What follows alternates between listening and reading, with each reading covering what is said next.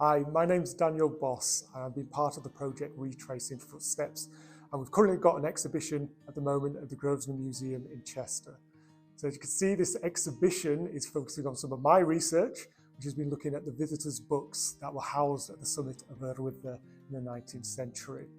So I've been trawling through these visitors' books and working with members of staff in art and design to curate an exhibition which has been looking at juxtaposing text from extracts from the visitors' books and photographs of the contemporary experience of Yr Wyddfa today.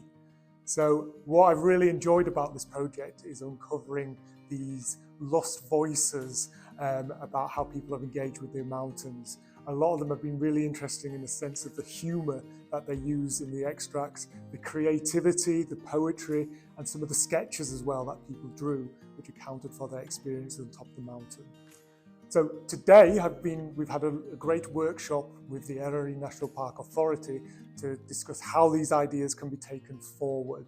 There's been lots of discussion about the ways in which we can incorporate a visitor book at Hafod Eryri, and also to think about future exhibitions and outreach activities, which is all really exciting. Helo, Naomi Jones dwi'n Pennaeth Treftadaeth Ddiwylliannol y Pharc Cenedlaethol, a mae yna gyfle anhygoel yma i gofnodi enwau lleoedd. Mae'n gyffrous iawn bod cymaint o'r enwau lleoedd Cymraeg hanesyddol wedi cael eu cofnodi yn y llyfrau lloffion ac ar y map tu ôl i fi.